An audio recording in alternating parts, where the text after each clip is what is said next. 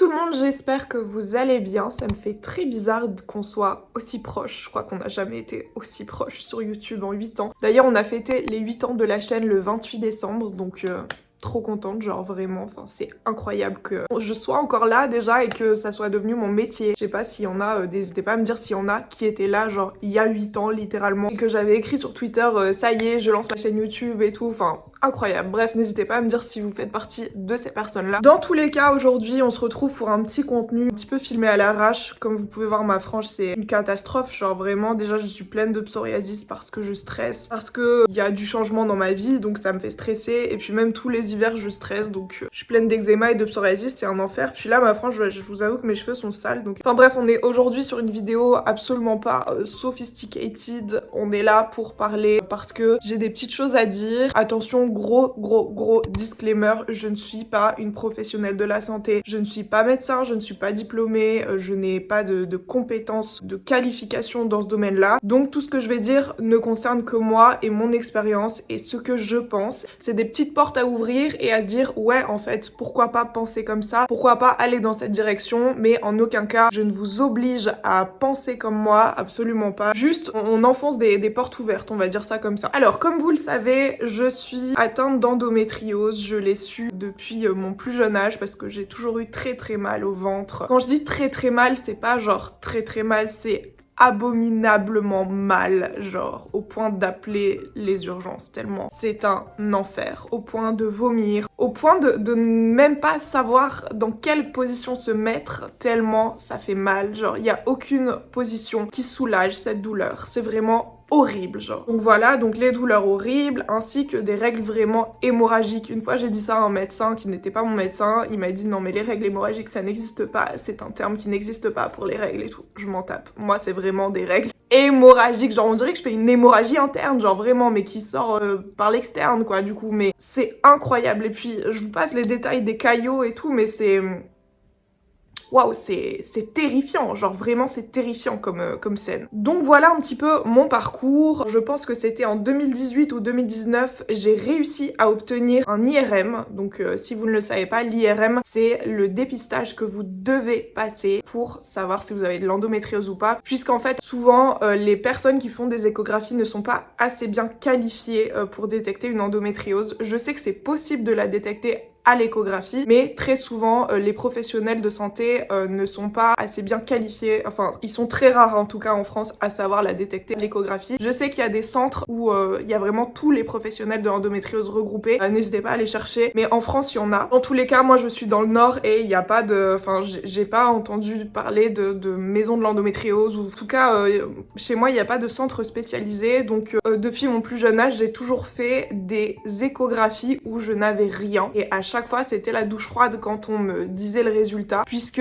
je n'avais rien, genre vraiment je n'avais rien, mes ovaires étaient nickel, mon utérus nickel et tout. Je me suis toujours dit bon bah ok, enfin c'est comme ça et tout, sauf qu'en fait en me renseignant donc de moi-même hein, pour essayer de comprendre ce que j'ai, je précise bien que pour les médecins c'était juste...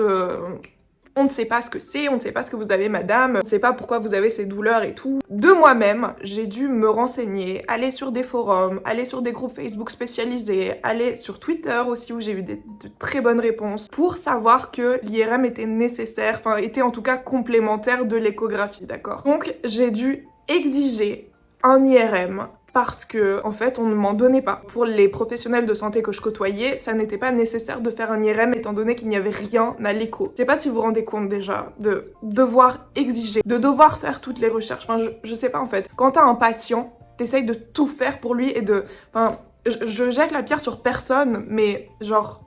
Ça me paraît impensable de pas faire ça, sachant que ta patiente se plaint de multiples douleurs horrible et abominable, enfin jusqu'à l'emmener aux urgences, enfin à un moment donné, je sais pas, on fait le maximum de recherches. Bref, donc j'ai dû exiger un IRM, j'ai plusieurs gynécos qui ont refusé, comme quoi ce n'était pas nécessaire au vu de mes dernières échographies. J'ai fait moult et moult gynécos en fait, et je suis tombée sur une dame qui était sympa, mais bon, enfin le courant passait pas, elle était trop froide pour moi, mais bon c'est pas grave. Elle a accepté de me faire une IRM, et en fait j'avais décidé d'aller chez une gynécologue jeune pour qu'elle ait peut-être eu de nouveaux cours en fait pendant ses études sur l'endométriose, sachant qu'apparemment dans les études gynécologiques, l'endométriose ne fait vraiment qu'une petite partie, c'est limite un tout petit chapitre, il y a à peine 2-3 pages dessus, alors que ça concerne énormément de personnes à utérus, c'est un truc de ouf. Alors peut-être que ça a changé désormais, en tout cas la personne que j'avais été voir, elle avait peut-être, je sais pas,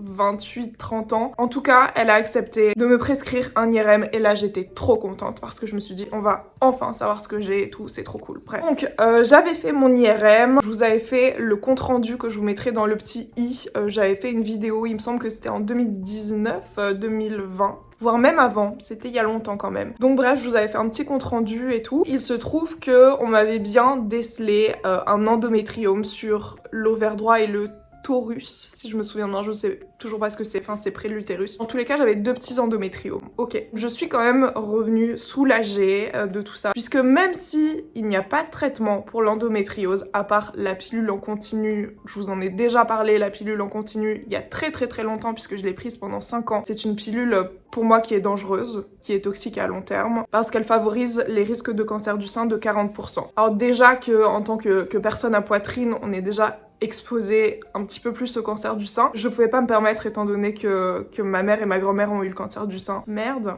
On va devoir continuer sans lumière, c'est pas grave, ça vous dérange ou pas? Moi non. En tous les cas, ma mère et ma grand-mère ont déjà eu le cancer du sein, donc je ne pouvais pas me permettre de continuer, étant donné qu'aussi qu'avec cette pilule, j'avais plus aucune libido, mes seins avaient rétréci, enfin trop bizarre, enfin bref, c'était une pilule, vous savez, qui justement ne donnait pas trop d'œstrogène et qui justement contrôlait mes hormones. Attendez, je vais essayer de rallumer quand même. Pour que je n'ai plus de règles en fait, donc c'était génial. Pendant 5 ans j'ai pu passer mes examens, j'ai pu aller à mes cours, j'ai pu aller à mes TD et tout, enfin c'était cool, c'était pendant la fac je me souviens, donc c'était trop bien, moi je vivais ma best life, j'avais plus du tout de règles, donc c'était génial. Sauf qu'en fait à long terme, moi je vous préviens, je sais qu'il y a des personnes qui peuvent pas faire sans, je ne pouvais pas faire sans.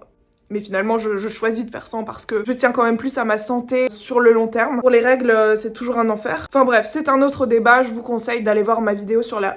Bon, visiblement la lumière ne va pas revenir, donc on va continuer comme ça. Je vous conseille d'aller voir ma vidéo sur la pilule. Je vantais grave ses mérites avant, mais en fait en comprenant que ça dérègle toutes tes hormones et ça dérègle du coup vraiment tout ton système hormonal. Je préfère vous prévenir plutôt que vous dire oui ok je comprends que t'aies pas le choix et tout. Je comprends que vous ayez pas le choix, mais c'est tellement compliqué de prendre une décision dans ce cas-là, choisir entre une fois par mois où on agonise et c'est horrible, ou alors prendre le risque d'avoir un cancer du sein ou même de l'utérus. Enfin, c'est horrible, vraiment c'est horrible et on ne devrait même pas avoir faire ce choix en tant que personne à utérus. Tout ça pour dire que j'avais mes résultats d'IRM, donc j'étais soulagée, c'est une preuve qu'on peut apporter au travail par exemple, puisque moi je travaillais, je loupais plein de jours au travail, puisque quand j'ai mes règles, vous le savez, j'étais caissière, je ne pouvais pas en fait aller aux toilettes, c'était un enfer. Je ne pouvais pas quitter ma chaise quand il y avait une file qui allait jusqu'au bout du magasin, genre je ne pouvais pas dire attendez je vais aux toilettes, je vais changer ma cup, tu vois, enfin impossible. Donc bref, et puis les douleurs étaient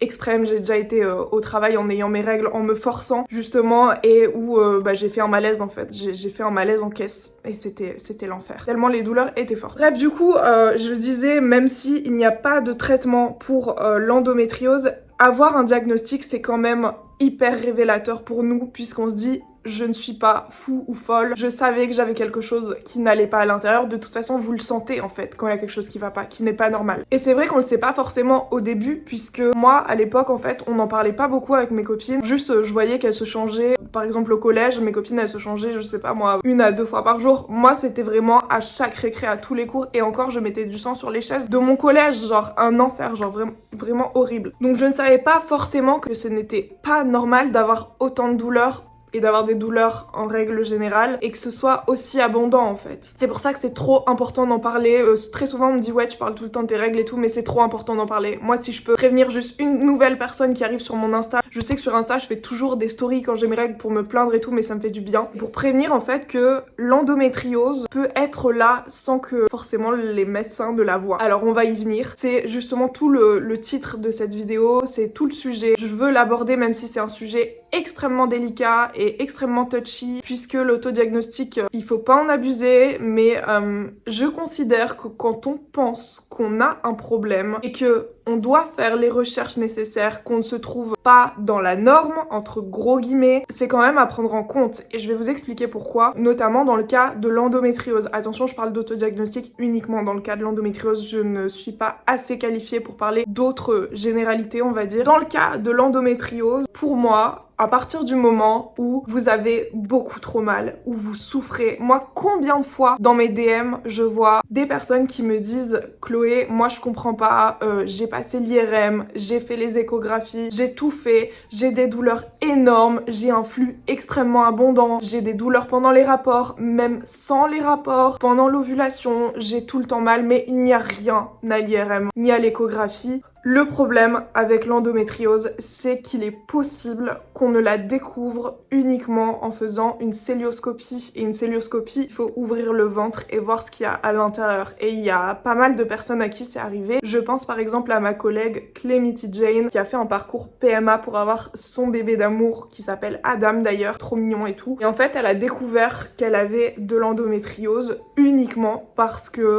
il y a un chirurgien qui a dû l'ouvrir pour voir ce qui se passait, puisqu'elle n'arrivait pas à avoir d'enfants. Et sinon, je pense que ce n'était pas visible en fait sur les autres examens qu'elle avait fait. Donc c'est tout à fait possible. Je pense qu'il y a beaucoup de personnes à qui ça peut arriver. Alors attention, le risque avec la cœlioscopie, déjà le truc c'est qu'on peut pas se faire opérer comme ça. Mais en fait le truc c'est que quand on ouvre, généralement, comment dire, ça réactive les tissus d'endométriose et les adhérences et elles vont se nicher autre part en fait. Enfin, vaut mieux pas ouvrir, apparemment c'est ce que j'ai lu sur les forums. Il paraîtrait que ouvrir et justement enlever ces petits tissus, si on les enlève pas tous, ils peuvent se reloger et se réactiver autre part. Enfin bref, c'est un délire. Donc apparemment c'est pas conseillé. Sauf qu'il y a des personnes qui ne savent pas qu'elles ont de l'endométriose et qui veulent vraiment voir ce qui ne va pas dedans. Quand à l'IRM on voit rien et quand à l'échographie on voit rien, je comprends bien évidemment qu'on veuille aller voir qu'est-ce qui se passe. Notamment si vous avez un projet bébé et que vous n'arrivez pas à avoir d'enfant, c'est tout à fait légitime. Et c'est très souvent comme ça qu'on découvre qu'il y a de l'endométriose. Alors je suis bien d'accord que tout le monde ne peut pas se faire opérer. Et puis je pense qu'on est tous d'accord pour dire que ce serait une charge beaucoup trop lourde de se faire opérer juste pour avoir un diagnostic d'endométriose, alors qu'il n'y a même pas de traitement pour ce diagnostic. Ce serait juste poser des mots sur nos mots. Bien évidemment, ce serait un acte beaucoup trop lourd pour avoir ce genre de diagnostic. Je le conçois totalement. Sauf que, étant donné qu'on ne peut pas toutes se faire opérer et qu'il y a des personnes chez qui à l'IRM ça ne se voit pas, personnellement, je considère que c'est ok de dire que vous avez de l'endométriose si vous le sentez en fait. À un moment, on connaît les symptômes. Je vous mettrai bien évidemment ici tous les symptômes de l'endométriose. Et si vous vous reconnaissez dans la majorité de ceux-ci, je vais vous dire les miens également, je considère personnellement que vous avez de l'endométriose et que vous êtes légitime à dire que vous avez de l'endométriose. Ou alors une suspicion d'endométriose. Mais à un moment donné, bien évidemment, s'il n'y a pas des choses plus graves qui se retrouvent par exemple dans vos reins, qui influent sur je ne sais quoi, ou alors vos hormones si vous prenez une pilule ou je ne sais quoi. Mais à un moment donné, si vous ne prenez rien et juste vous avez ce genre de symptômes, bien évidemment ça peut être autre chose que l'endométriose. Surtout si ça influe uniquement sur vos règles, là faut commencer à se poser des questions. Alors moi, mes symptômes c'est que selon mon cycle, j'ai mal pendant les rapports. Quand c'est trop profond, parfois j'ai mal, c'est juste pas possible, l'acte n'est pas possible. Ou alors il est possible mais enfin en mode vanilla sex, tu vois. Ensuite pendant mon ovulation, j'ai très mal. Des fois presque aussi mal que pendant mes règles, sauf que ça dure vraiment pas longtemps, ça dure genre une après-midi, le temps que tout se fasse en fait, que ça tombe je pense. Ensuite j'ai mal pendant mes SPM, donc juste avant d'avoir mes règles. C'est ce que je disais à ma dernière échographe qui m'a fait mon échographie pelvienne interne. Elle me disait ouais vous avez vraiment pas beaucoup de répit. Ok, je viens d'avoir la peur de ma vie. J'ai cru que ça n'avait pas filmé. Oh mon dieu quel enfer. Je ne trouvais plus le fichier dans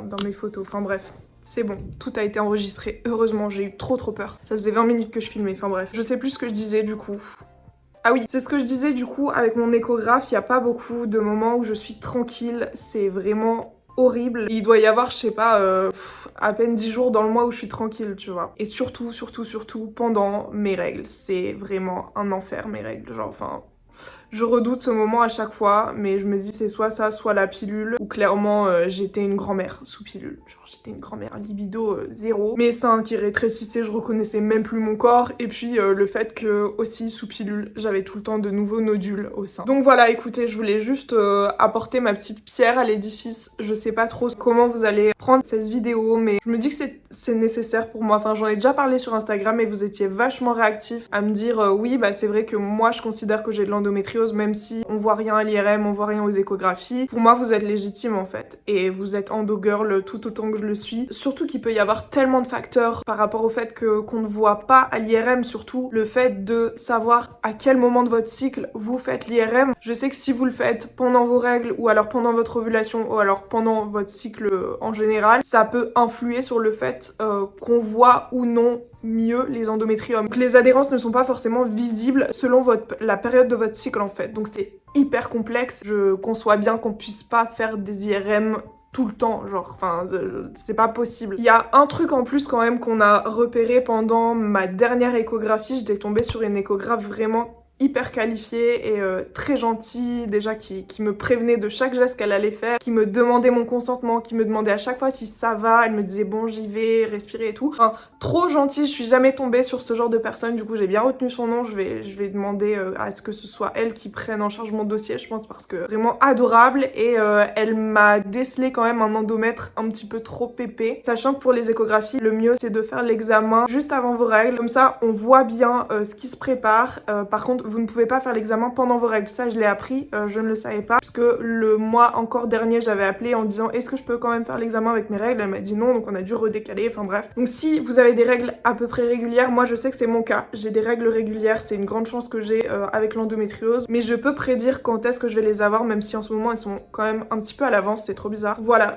pour commencer, faites une échographie juste avant vos règles. Moi elle m'a décelé un endomètre un petit peu trop épais, ce qui expliquerait peut-être mes caillots, j'en sais rien, mais mes caillots c'est un délire, genre vraiment c'est film d'horreur à chaque mois quoi. Du coup voilà, je pense que j'ai tout dit, n'hésitez pas à me dire ce que vous en pensez. Je vous rappelle que juste que je ne suis pas médecin, c'est une pensée que j'ai et que je partage avec vous. Vous savez que je suis hyper transparente, hyper authentique avec vous, et c'est vraiment ce que je souhaite partager au travers de ma chaîne. Donc voilà, n'hésitez pas à me dire ce que vous en pensez, n'hésitez pas à me dire si vous avez eu le diagnostic d'endométriose, si justement vous avez tous les symptômes mais qu'on ne vous trouve pas ce diagnostic, qu'on ne vous trouve pas ces adhérences en fait qui doivent être là normalement. N'hésitez pas à me le dire, et n'hésitez surtout pas, j'aimerais bien avoir des témoignages de personnes qui par exemple n'ont rien eu à l'IRM, n'ont rien eu à l'échographie et qui ont dû procéder à une opération chirurgicale pour voir qu'elles avaient des adhérences d'endométriose. Voilà, ça m'intéresserait beaucoup. Je sais qu'il y en a plusieurs, pour l'instant je connais que Clémence qui a eu ce type de choses, mais j'avais vu pas mal de personnes sur des forums en parler, donc voilà, ça me tient énormément à cœur. En tout cas, si vous êtes là, c'est que vous renseignez quand même, donc c'est top. Il faut que cette maladie soit beaucoup plus connue et reconnue aux yeux de l'État, aux yeux de la MDPH, puisque je le rappelle, c'est une maladie chronique qui nous empêche contre notre gré parfois d'aller au travail, c'est-à-dire que moi j'avais énormément de jours de carence quand je travaillais, puisque je devais prendre des arrêts intempestifs et très soudains, parce qu'on sait pas exactement à quelle heure, quel jour ça va arriver. Ouais, très compliqué pour nous, et vraiment, on est des personnes fortes, hein. On est trop fortes, c'est ouf. Donc voilà, écoutez, j'espère que cette petite vidéo vous aura plu. Moi, je vous fais plein de gros bisous. N'hésitez pas à commenter, liker, partager à vos amis qui ont, par exemple, trop mal au ventre pendant leurs règles ou hors de leurs règles. N'hésitez pas à leur envoyer cette vidéo. Je vous envoie plein d'amour. Et puis, je vous fais plein de gros bisous. À la prochaine. Ciao.